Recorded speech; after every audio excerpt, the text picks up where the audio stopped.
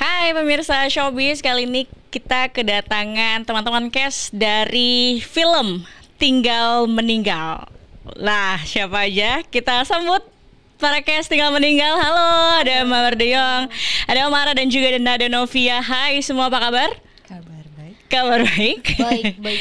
Thank you so much sudah hadir di Metro TV, di Showbiz. Boleh dong cita-cita sini film Tinggal Meninggal ini tentang apa sih? Kalau dari judulnya tuh sangat-sangat ini ya, memancing banget nih. Boleh Mawar ceritanya tentang apa sih?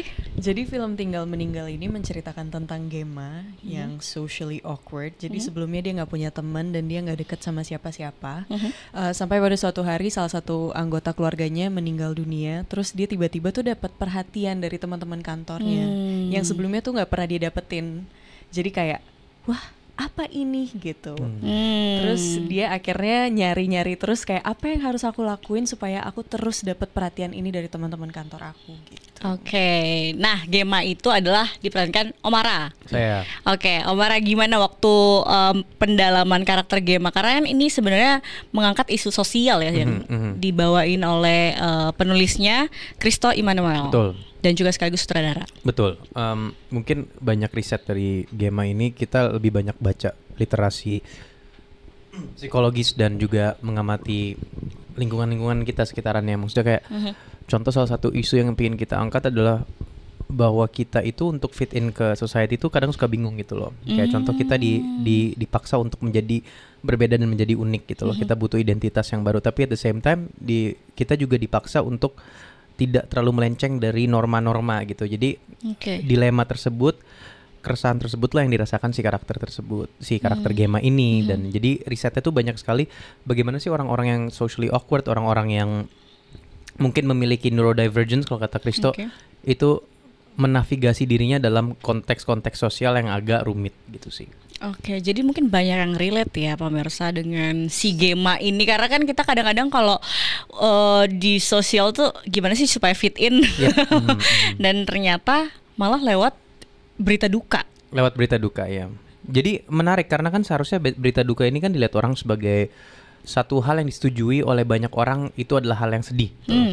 Tapi mungkin bagi segelintir orang berita duka itu tidak sesedih apa yang diceritakan orang. Dan juga mungkin duka itu berbeda-beda bagi orang gitu loh. Ada yang dukanya meninggal, ada yang dukanya mungkin kehilangan duit, ada yang dukanya kehilangan barang, ada mungkin dukanya nggak disapa orang gitu. Nah, Gemma ini mungkin duka bagi dia tuh bukan kehilangan family member, tapi mungkin kurang atensi, kurang perhatian, itu dukanya dia. Nah, jadi kan ini mempertanyakan bahwa kita tuh kalau rasa sedih itu sebenarnya universal atau triggernya tuh universal atau enggak sih sebenarnya gitu. Oke, kalau Mawar sebagai apa nih perannya dan karakternya seperti apa? Jadi di film Tinggal Meninggal ini aku berperan sebagai Karin, salah satu teman kantornya Gemma juga, bersama Nada yang menjadi Naya. Terus Karin ini adalah seseorang yang paling sensitif di grup pertemanannya, paling aware sama isu sosial, mental health, dan dia paling peduli sama teman-temannya sih. Jadi kayak apa ya? Kayak ketika menurut dia ada yang salah yang dilakuin sama temennya, dia akan langsung tegur dengan caranya dia yang kayak agak sedikit ngedumel. Ya, bahkan kadang bisa agak memukul, menyentil gitu. Oke, jadi ini karakter penting nih karena dalam satu grup tuh biasanya ada yang kayak gitu tuh. Kalau Nada gimana? Perannya sebagai apa dan karakternya seperti apa? Aku di film Tinggal Meninggal sebagai Naya. Naya ini represents Gen Z sih sebenarnya Mbak Gadis. Kayak dia into trends, social media, dan kalau dia mencari perhatiannya yaitu validasi dari social media. Biasanya kan banyak juga yang kayak moodnya tuh tergantung sama likes dan views gitu-gitu. Nah, Naya yang merepresent mereka itu. Dan yang aku lihat sih dia yang paling suka kayak ngumpul-ngumpul, kalau teman-teman kantor pada ngumpul dan dia ngevideoin apa yang terjadi di pertemanan itu. Oke. Nah, dengar-dengar produksinya itu tahun ini ya, semua digarap tahun ini. Boleh di-share nggak pendekatan antar cast tuh gimana? Karena kan kalau di ceritanya ini tuh mereka temenan kantor. Boleh dong, Nada? Itu sebenarnya seru banget sih cara kita deket. Jadi kalau misalnya Christo bilang, kita tuh sebenarnya kalau berteman in real life kayak as Nada, Omara dan Mawar tuh kayak kita nggak satu circle gitu, tapi kita digabungin di project ini. Caranya adalah kita sempet ada kayak reading camp gitu. Nah itu isinya sebenarnya katanya mau reading, tapi isinya main aja, main board games, bercanda-bercanda, cerita-cerita gitu sih. Dan itu ternyata entah apa ada benang merah yang kayak sama dari kita gitu ya, kayak sama-sama aneh kali ya. Sama-sama weird ya. Iya, sama-sama weird gitu. Kristo hebat banget bisa nyatuin kita yang sebenarnya beda-beda backgroundnya, tapi bisa se-bonding gitu ternyata. Satu chemistry ternyata, satu frekuensi. Yes, frekuensi. Oke. Nah, dengar-dengar juga nih, Kristo itu milih Omara sebagai pemeran utama sebagai Gema tuh udah langsung langsung ini nih si Gema nih. Boleh dong, itu gimana tuh ceritanya sampai langsung Omara nih yang paling cocok jadi Gema? Kalau di belakang di deal-dealannya antara director dan produser saya kurang paham ya. Mungkin bisa diceritakan oleh Bapak Ernest Prakasa atau Bapak Kristo Emmanuel. Cuman aku ingat waktu itu Kristo tuh ngajakin aku nongkrong meeting, dan sebelumnya aku sama Kristo tuh bukan temenan, bukan apa kayak halo. Cuman aku tahu dia tahu aku ada gitu loh. Say hi bye aja. Iya, tapi temenan enggak. Say hi bye doang. Terus kita ketemuan, dia bilang ada yang perlu diomongin, ada soal cerita gini. Jadi kita ketemuan waktu itu di daerah BSD, dan dia ngasih tahu aku seluruh deck Tinggal Meninggal yang dia ternyata udah tulis, dan dia udah konsepsikan ini udah kayak bertahun-tahun gitu. Dari situ aku langsung kayak, waduh bagus banget ceritanya gini. Cuman aku juga nggak percaya kalau misalnya dia itu pingin ngangkut aku sebagai si karakter protagonis utamanya itu gitu loh. Aku kira.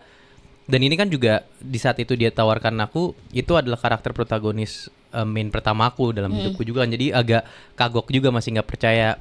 Akhirnya Kristo tuh waktu itu pernah cerita, salah satu alasan kenapa dia milih aku tuh gara-gara pas kita lagi ngobrol aku ngemut lemon, katanya gitu. Oke. Katanya. Oke. Terus? Jadi ini aku ceritain yang Kristo bilang ya waktu itu. Iya. Jadi dia lagi nyeritain soal film ini. Terus yang aku lakuin tuh, aku nggak nyadar ada ice lemon tea di depan aku. Pas udah habis, aku ngambil pakai tanganku terus lemonnya aku mut gitu. Tau kan biasanya kan ada sisa lemon gitu. Jadi alasannya dari situ. Cuman itu tuh terjadi mungkin hampir setahun sebelum produksi. Jadi ya kurang lebih setahun sebelum kita syuting. Oke. Cuma karena ngambil lemon. Cuma karena ngambil lemon. Kita nggak tahu rezeki orang dari mana. Representasi apa tuh? Ya, siapa tahu kita makan nasi goreng dapat miliaran gitu. Dapat peran penting gitu ya dari film. Oke. Nah, ini kan sebenarnya genre-nya bisa dibilang disebutnya komedi getir. Kenapa nih yang disebut tuh biasanya aku dengernya tuh familiarnya komedi satir, tapi ini komedi getir. Apa sih dibaliknya? Sebenarnya komedi getir ini kan derivasi dari dark comedy gitu. Cuman yang aku tahu Kristo nggak terlalu ingin pakai kata komedi gelap, karena mungkin asosiasi orang terhadap komedi gelap di Indonesia tuh berbeda gitu. Kita sering melihat komedi gelap tuh arahnya menjadi menertawakan kesedihan orang lain gitu, atau kita menertawakan orang, itu jadi komedi gelap gitu. Sedangkan yang bisa best describe kira-kira si Gema ini gimana, atau orang yang menertawakan kesedihan sendiri itu hampir minim kita asosiasinya ya, bukan berarti terjemahannya tidak ada gitu. Akhirnya setelah banyak berunding Kristo dan mungkin tim produksi, muncullah komedi getir gitu, komedi dark comedy tapi diterjemahinnya sebagai komedi getir. Kenapa bukan komedi satir? Karena kita mungkin sepanjang film kurang. Kalau asosiasi orang dengan komedi satir kan kita menyindir satu hal atau menyindir satu isu gitu. Sedangkan ini tuh sebenarnya bukan sindiran, tapi lebih kayak penggambaran adanya orang yang sebenarnya menertawakan kesedihan dia untuk cope, untuk lanjut hidup gitu sih. Oke, jadi mentertawakan diri sendiri ya, lebih ke kemalangan diri sendiri. Oke. Nah, Mawar biasanya kan main drama nih. Kali ini main komedi. Gimana pengalamannya? Dan kenapa akhirnya milih project ini? Pengalamannya seru banget. Ini film komedi pertama aku dan nemu banyak banget tantangan kayak komedi timing dan banyak banget sih kayak deg-degan tiap kali dapet apa ya, bagian line yang dimana aku yang ngasih jokesnya gitu. Jadi itu pengalaman yang unik banget main di film Tinggal Meninggal. Dan kenapa ngambil? Karena dari awal pun waktu screen test, dari Kak Kristo ngejelasin ceritanya, jelasin semua karakternya, kayak memang udah langsung kayak wah pengen banget main. Terus ngelihat semangatnya Kak Kristo pas ngejelasin itu kayak sangat-sangat meyakinkan kita buat ngambil lagi. Seru ya, udah ketahuan dari ini bakal seru banget nih dari naskahnya, yang langsung jatuh cinta sama naskahnya ya. Dan Mawar lucu banget di sini karakternya. Nah, setuju. Iya kan? Kocak banget dia. Serius? Beda banget Kak. Oke, jadi pemirsa tunggu ya perannya Mawar nih sebagai Karin di film Tinggal Meninggal. Nah kalau Nada ini backgroundnya memang sebelumnya banyak di teater, Musikal, iya. musical, teater musical, wow, seniman, seniman panggung. Nah sekarang film, tapi sebenarnya udah main film juga sebelumnya kan. Pendekatan apa sih yang beda ketika main di atas panggung live saat itu juga kan, kalau Iya, bener. teater kan gitu. Nah kalau ini gimana pendekatan dan pelajaran? Bedanya mungkin kayak range actingnya ya. Waduh. Berat. Kalau anak teater berat biasanya. Enggak. Gila kan, beda kan pembahasan kita kan emang. Enggak berat sama sekali. Bedanya yaitu kalau di panggung mungkin kan karena kita harus nge-reach penonton yang tribun gitu kan. Jadi pergerakannya harus besar, terus proyeksi suaranya juga harus besar. Sedangkan kan kalau film secara teknikal juga nggak kayak gitu kan. Kita harus kayak gesernya tuh cuman krek gitu doang. Sedangkan kalau panggung bener-bener gede banget. Itu sih yang Movementnya, ya, harus yang kelihatan. major bedanya ya.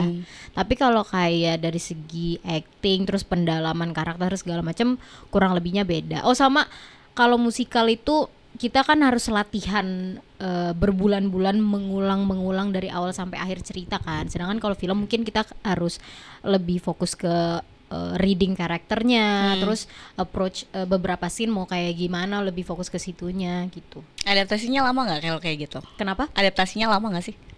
Alhamdulillah sih karena tinggal meninggal orangnya Seru-seru, asik-asik seru-seru ya? aja, jadi aku lumayan jadi mudah prosesnya. Mungkin kalau kata Nada ya karena aku jago aman-aman aja gitu sebenarnya. Sebenarnya pengen ngomong gitu cuman nggak mau nyombong. Ngomong-ngomong kayak gitu sih, cuman kalau mau dibilang gitu. Oke, nah ini kan project pertamanya Kristo as sutradara, as a director dan juga penulis naskah. Pendekatannya dia gimana sih ke pemain? Karena kan pasti dia juga pemain film juga, aktor juga. Ada nggak yang membedakan dengan mungkin project-project kamu sebelumnya, Mara, dengan sutradara yang lain? Kristo tuh karena dia aktor juga, mungkin aku melihat dia sangat berusaha dan dia sadar betul untuk tidak ngedikte. Dalam artian dia tidak menunjukkan kita acting nanti gini gitu loh. Karena kan kita mungkin sebagai aktor tuh seringkali ketika disuruh A, maka kita bisa ngerjain A gitu. Tapi jadi kalau misalnya ditunjukin nama direkturnya yang which is yang aktor juga, terus dia kayak pokoknya gini nanti, yang kita akan lakukan bukannya kita merasakan tapi kita memimik yang dia lakukan gitu. Dan aku dan kawan-kawan juga kita appreciate Kristo tidak melakukan itu. Dia mencoba untuk sadar betul untuk tidak melakukan hal itu. Cuman yang aku juga observe ya, mungkin Nada sama Mawar juga bisa ngasih tahu itu, ini mungkin adalah bayinya Kristo gitu loh. Oke. Jadi dia nge-treat skrip ini seakan-akan ini bayinya dia. Benar-benar dia ditanya apapun dari skrip itu dia bisa menjawabnya, dan dia juga passion terhadap penceritaan ini tuh sangat tinggi. Sampai dia kayak kalau menjelaskan tuh sampai hilang sendiri. Jadi ya gitu loh. Banyak hal-hal yang seperti itu. Dan dia kan juga, maksudnya kalau misalnya as directors go ya, dengan director ini di negara kita ini, dia lumayan muda lah, salah satu yang muda gitu. Jadi mungkin environmentnya pun juga banyak playfulnya. Dan kita pun lingkungan kerjanya bukan yang kayak oke, serius datang balik pulang gitu, tapi lebih kayak ayo everything's fine gitu. Oke, jadi hari-hari juga ngejalanin seru banget. Ketawa mulu kita sebenarnya, ketawa mulu. Dan kerennya kita ketawa serius, ketawa-tawanya 80% serius, 20% pas lagi take, tapi on time dan semuanya jalan lancar gitu. Oke, nah Omara kan juga banyak filmografi lo yang backgroundnya tuh ngomongin sosial, ngomongin mental. Ada ketertarikan khususkah Omara as actor untuk ke isu itu? Atau gimana pandangan lo terkait? Apa mungkin karena background pendidikannya psikolog katanya? Iya.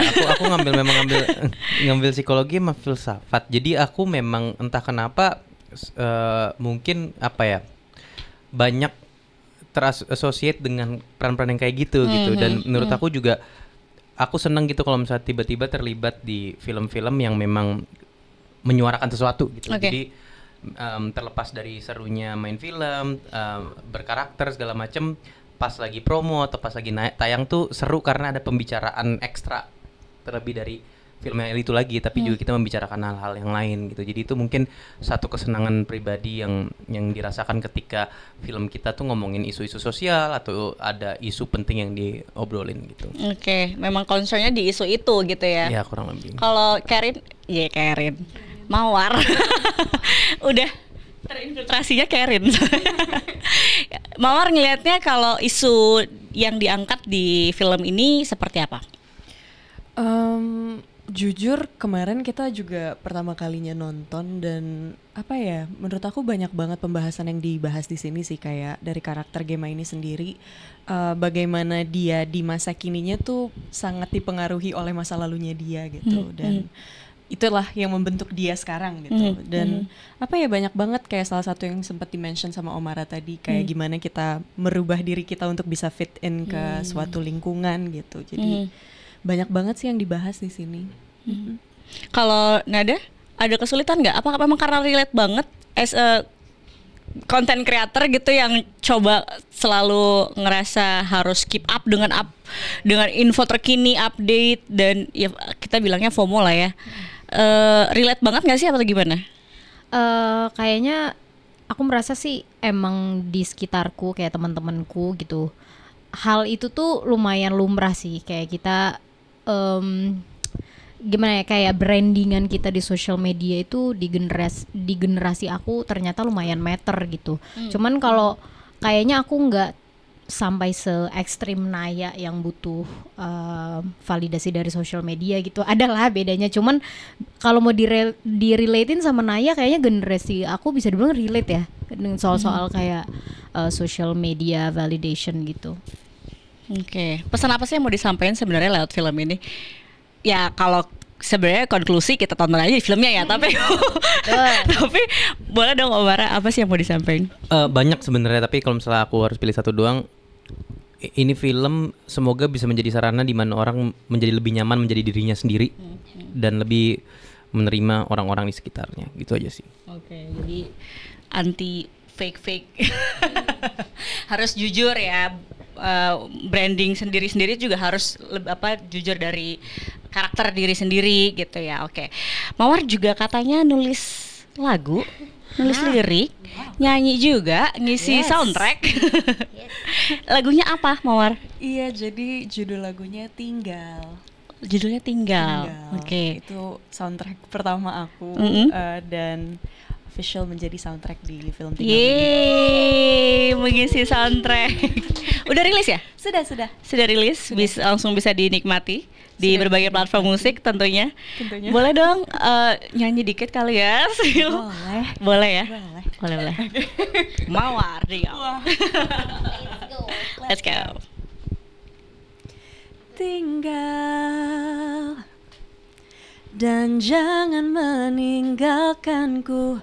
Bolehkah ulangi waktu? Tinggal, biarkan ku sampaikan sesalku sampai kau lelah. Tinggal dan jangan meninggalkanku. Aduh, lembut banget suaranya.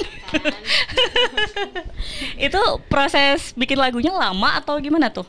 Wah, jadi proses kreatifnya. Waktu itu sebelum syuting kita tuh sempat obrolin kayak gimana kalau misalkan kita bikin soundtrack gitu. Waktu itu meeting sama Kak Kristo sama Ko Ernest juga. Terus setelah syuting kita workshop bareng. Oke. Terus Kak Kristo udah bawa draftnya gitu si lagu Tinggal. Jadi memang waktu itu kita tinggal nyari beberapa nada dan beberapa penyesuaian karena sebelumnya dari point of view-nya Kak Kristo jadi pengen lebih dibawa ke arah yang lebih feminin karena aku yang akan menyanyikannya gitu. Jadi kemarin ada beberapa penyesuaian terus akhirnya sudah jadi lagunya. Itulah memang aku diselilingi oleh orang-orang multitalenta ini. Luar biasa loh, ini cast-nya dari Tinggal Meninggal. Kapan tayangnya? 14 Agustus. Oke, 14 Agustus pemirsa Showbiz sudah bisa menyaksikan film Tinggal Meninggal di bioskop kesayangan Anda. Thank you so much Terima for kasih, coming. Semoga teman-teman pemirsa Showbiz yang nonton Tinggal Meninggal bisa merasakan bahwa kita harus jujur sama diri sendiri ya. Yes. Oke. Thank you so much, sekali lagi sukses terus. Terima kasih. Makasih Kak. Bye bye pemirsa Showbiz. Thank you so much.